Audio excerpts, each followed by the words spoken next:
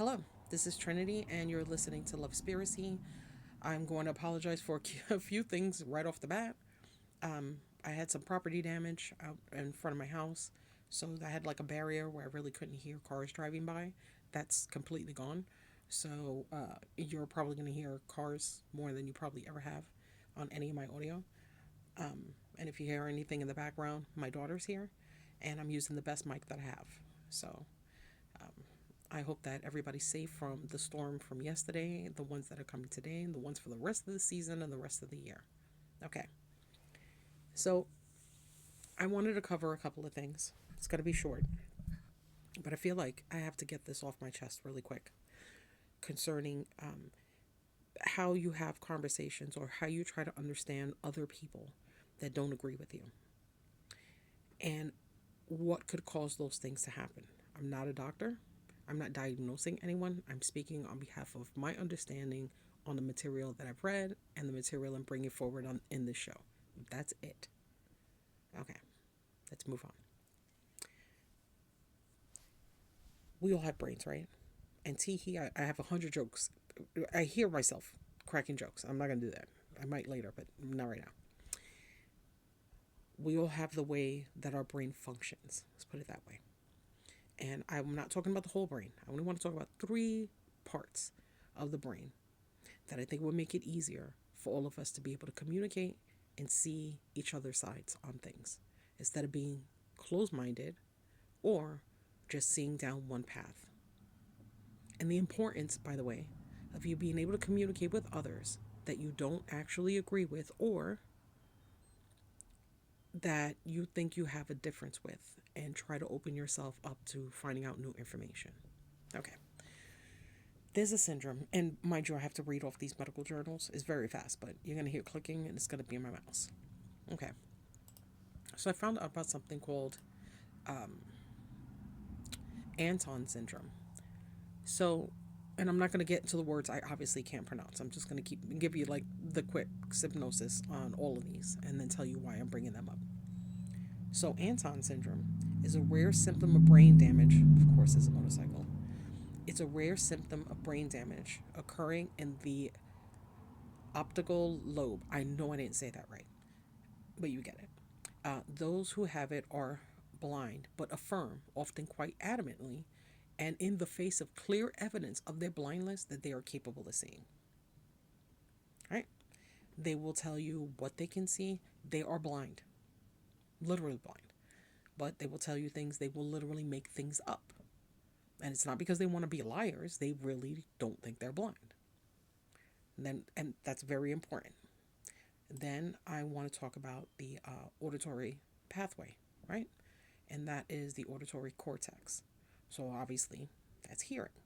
The ultimate target of the auditory information, right? The auditory cortex has a number of subdivisions. We all know that, but that's not why I'm bringing that up. The auditory cortex is the part of the temporal lobe that processes auditory information in humans and many other vertebrates. It is a part of the auditory system performing basic and higher functions in hearing, such as possible relations to language switching. Keep language switching in your mind really quick. And then we're going to go to the last one, which is the reptilian brain. And this one I will break down because it's three little sections that are super important. And I will be doing an extensive part about the reptilian brain in a couple of weeks. Let's start with it's the oldest part of our brain, right? The oldest, like they're like caveman times. I don't, anyway, I don't believe in a lot of that stuff, but they're saying that there's layers and layers and layers of our brain, and this one seems to be the oldest. Right, so like if you're peeling an onion, the reptilian brain would be that one little part in the middle, and then everything else would be on top. So here's what they're saying are the three functions of that part of our brain. One is survival instincts. And I'm going to explain these. There's a sentence. Each one has a sentence, but I'm going to explain to you how I feel or how I interpret it. Survival instincts. The reptilian brain is responsible for basic survival functions and immediate response to threats. I take that as basic survival, right? So that's you see a fire on the stove, you put a lid on it. You see a fire on the ground near a tree, you put water on it. It's responses to threats, right? Then you have fight or flight, and this is involved in the body's automatic responses to danger, not responses to threat, responses to danger, such as fight or flight response. So, fight or flight, if you're confronted with danger towards yourself. Now, mind you, the survival instincts is for threats surrounding you. So, a fire, yes, could eventually harm you, but your basic survival instincts will kick in, and then you will make an immediate response on what to do with that. The fight or flight is about your personal well-being, and this is your response to danger. So, if somebody's coming after you, you either stand there and you fight, or you run. I'm just gonna say really quick. Every time somebody says, "Oh, I would have did something different," you ever, guys, you ever watch a football game, and you're like, "Oh my God, I would have kicked that ball, or I would have hit that ball, I would have whatever," or women, "Oh, look how she did her makeup," I would have did it this way. I would have. You have no idea, until you're in fight or flight, what you would do. You do not. Here's one of the examples that I usually bring up. If you haven't heard it, I'm going to ask you to put it in the comment section what you think you would do. If you and your wife and your child are in a car and, or sorry, you and whoever you're with, your significant other, you could be the husband, you could be the wife, or you could be anybody, don't care. And because I don't think that this goes to how a man would do the situation or how a woman would do the situation. I want this to be to put yourself, anybody that can hear this, you put yourself in this situation. You're in the car, it's rainy, you wind up driving off of a cliff. The water's going, the water's getting to the car is going down. You're able to get yourself out of the door. You only have enough time to save one, either your significant other or your child. You can only save one. Who would you save? And I will give you the usual responses by the end of this episode. Keep that in mind. And then you have the third, which is habits and routines. The reptilian brain also plays a role in establishing and maintaining habits and routines. Keep in mind, it does not say, science says, your good habits and your good routines, or your bad habits and your bad routines. Just habits and routines. So when you think about that, you're like, well, I could either be awesome and that's a habit, or I could fucking suck and that could be a habit. But those are the parts that all come together. I think that open us up to why we're mistreating each other, why we're disrespecting each other, why we're completely confused about the situation happening in the world. And for some odd reason, some of us are still thinking that we're not part of it. How we're angry with other people, whether it's males and females, blacks and whites, Democrats and Republicans, doesn't matter. How we're just in this constant state of aggressiveness. That would be the reptilian part of the brain, right? Fight or flight. So if the Republicans keep telling you, or religion keeps telling you, or your job keeps telling you that there's a threat on the horizon, something's going to happen, this person is going to harm you, this is what's going to happen every time you go outside. Every time you have to deal with that, you're in constant fight or flight. And right now, I think we're all in fight. Because instinctively, our bodies will instinctively try to keep ourselves alive. And as a side note, I think that is why they seriously cannot figure out, and why it should be taken so seriously about people that take their own lives, that unalive themselves. You have to be at a very, very, very specific state of mind in order to go against every part of your being to keep yourself alive. Now we're going to go into the Anson syndrome. If these people think that they can see, obviously we know that they can. How is that not somehow connected into what we're looking at every single day? We're looking at your videos. We're looking at the news. We're looking at congressional hearings. We're looking at people being deported. We're looking at people losing their jobs. We're looking at people yelling and screaming. We're looking at people starving. But we see these things all of the time. So if you have the ability to look at it, what happens if you choose the ability not to? You can shut that off. And I know that for a fact because I do it.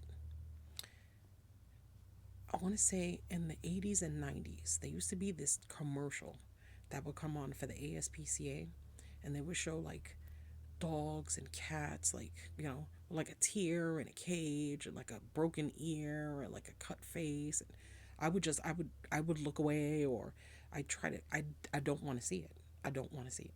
I don't want to see it. It's not like it doesn't happen now that I don't see it, but in my brain it's not because I refuse to acknowledge it. I think a lot of what's going on now is something visual, something part of our reptilian brain, and a part of our auditory cortex. We are choosing to make these decisions. And what we need to understand while we all have these discussions with each other is to understand that all of us have disabilities. So when I say, hey, why don't you see it this way? Or you ask me the same thing, it might really not be on purpose. I might just shut that off. You might just shut that off. But that might be a huge problem on how we communicate and how we don't. So now we have the site. Now let's go to, where is it again? Auditory. Okay. So this is the one that I liked because the hearing and the reptilian brain, the eyesight and the reptilian brain. I treat the eyesight the way that I do when people are like, oh, I seen a UFO. I was very big into UFOs back in the day. And it'd be amazing how there would be so many people that would see it and so many people that don't. Our eyes are not on our side at all. We were not raised that way. We were not taught the abilities that we have to use our senses in a very intelligent way. We're just told their abilities, we're born with it, boom, you have it or you don't. I wear glasses, right? So that must mean that whatever it is that controls my eyes, that part of that brain, either that part don't work or just my eyeballs themselves suck. I don't know. I'm not a scientist. But I do know that with my glasses and without, I see different things. Not everything is clear. When you're doing it for sound, that is the most important thing. I have been into this auditory thing for years. There is a certain way that you talk to people. There is a certain way that you use your tone and you use your inflections. There is a certain way. You can hurt somebody in a softer tone. You can hurt someone's feelings in a softer tone than yelling. It's the way that you express yourself, right? Whether you curse or you don't curse. I don't have to curse all the time. I actually enjoy it. I don't have to because I know I can get my feelings out either way. I just choose to curse. It's just my habit. Look at that. That's the part of my reptilian brain that's a habit. Good or bad, doesn't matter. That's on you. I like it. I do it. Habit. I like it. But when it comes down to how you actually listen to my information based on how I'm talking to you. When I read to you what that part of the brain does, right? And it's higher functions, basic and higher functions, can go to relations to language switching. There was this huge problem during the Kamala Harris, where she would go on these interviews and she would be, talk just like this, and everything was calm, cool, and then she'd go into Detroit, or she'd go into a heavily black population, and she'd be like, y'all, and yep. And everybody's like, oh my God, look at what she's doing. She's acting black over here, and then she's acting white over there. We do that. That's something we pick up on. Everybody does that. If you're in a certain place, you're going to do that. It's just what our brains do. If you hang around somebody who talks the same way, love my husband, very country, never talked to anybody from the East Coast, like for more than 5 minutes in his entire life. And he would start using the slang I would use over the years. I started picking up these words that I would have never used uh, over the years. So it was just, that was language switching. There's a guy, oh, God, I can't remember his name. Anyway, there's a guy, and I swear, when I do the next episode, I'm going to put his name in. You know what? I'm going to pause right now. I'm going to find his name first because that's going to bug me that I'm not going to be able to tell you who he is. Hold on. Okay, you'll never believe what his name is and how I forgot it. I've been off today. His name is John Kennedy. John Neely Kennedy. And he is a congressman for a Republican congressman for Louisiana. If you don't believe what language switching is, and you think that only Kamala Harris just happened to do it, or there's just some slick ass people that do it, look up John Neely Kennedy, Louisiana, and look up his latest congressional hearing. He sounds like Foghorn Leghorn, no joke, straight up drawl. And then look something up. Put in a interview of him 10 years ago. He sounds like he is from Canada. Not one sound. Not one. He graduated, I think, from Harvard. And he's like, and then I'll go out there and I'll go fishing and I'll throw my lure and I get a bite. And yeah, seriously. And everybody's like, dude, serious? You don't talk like that. What are you doing? Nobody calls him out. So we take these sounds, we take their voices, we clearly interpret where they're from or what they're trying to convey. I live out here in the Midwest. Obviously, everybody knows I'm not from here. And most of the time, they can guess pretty much close to where I'm from. But that comes along with the other parts of their brain, right? The reptilian brain would be fight or flight. They're like, okay, shit comes from the East Coast, definitely from a city. They usually pick New York or New Jersey. If you say New York or New Jersey, your brain, that reptilian part of your brain is, I'm sorry, that Anton syndrome or your eyesight is going to show you images. And those images are going to run through like a, like you're scrolling through social media. And it's going to show you images of the only things you know about a place you've never been, right? You're thinking crime, you're thinking graffiti, you're thinking shootings, you're thinking gangs, you're thinking guns. Like, you're just thinking horror from whatever last 1980s movies that you ever seen. And I know that because it happened when I got here, when I moved out here. Now, based on what you just heard, your brain is processing how you should treat me. So now you're going through in that yet another step, right? So we got the reptilian brain, and we got the auditory. Now the Anton syndrome, and the reason why I wanted to bring that up, even though it doesn't apply to exactly what I'm saying, is that we choose to see and see and hear and process what we want. But the part about our eyesight that plays a role with how you hear me and how you try to figure out where to put me in your category of fight or flight or just kind of just chill and hang out is that those images, you're processing them and you're automatically judging. That's why don't judge a book by its cover is a thing. So if I go outside and I'm going to a particular area or I'm doing a particular thing and you don't hear my voice, you might not feel threatened. If you know exactly where I used to live or where I grew up or where I come from, then the other parts are going to play. So right now we're having these constant distractions. We're pissed off with everybody. We're angry. We can hear their voice. All you hear is Trump over and over and over and over again. All you hear is Chuck Schumer. Hakeem Jeffries' voice makes me want to punch everything in the face. I get so mad listening to that dude. Just the sound of his voice. Do you know why? Because of the way that he talks and he conveys things in a way like he's talking to everybody like they're stupid. And I don't like it. So anytime I hear his voice or I see that there's some kind of an interview kind of thing, he's about to talk, I shut it off or I mute it because I don't want to hear it. Because I already associate him with anger, that part of the reptilian brain that will give you basic survival and fight or flight, because I want to fight him. I literally want to fight that dude. And I don't have to get into Trump because I'm sure everybody knows where I stand on that. I wanted to bring up how we have all of these things that are working in our favor if we learn how to use it correctly, if we understand that each of us has this ability to change it. We can change it. If we want to, we can change it. So I'm going to be doing a lot of shows later on tonight.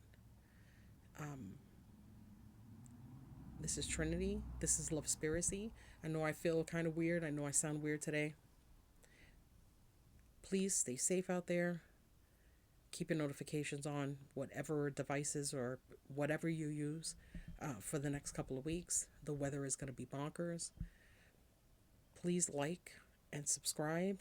I'm going to be doing promotions for other content creators and musical artists. Everybody, I think we really should start bumping up this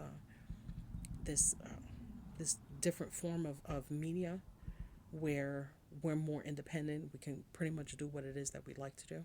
And if you would like to show your support, please like, share, and subscribe. I am on all platforms, including X. I joined yesterday. Anyway, it's Trinity Lovespiracy or Lovespiracy. And I hope that you enjoyed this so far. I am not going to edit this, so it's going to be what it is. And I hope to see you later on today. By the way, I am on YouTube, Rumble, Blue Sky, X, Facebook. I feel like there's Spotify. So you just put Lovespiracy or Trinity Lovespiracy and all of my platforms should come out. So if you want to show some support, please do so. Okay, bye. I'll see you guys soon. If you enjoy our content, please show your support by liking, sharing, and following. Our strength is in independent media. Our voices matter. Thank you for making this possible.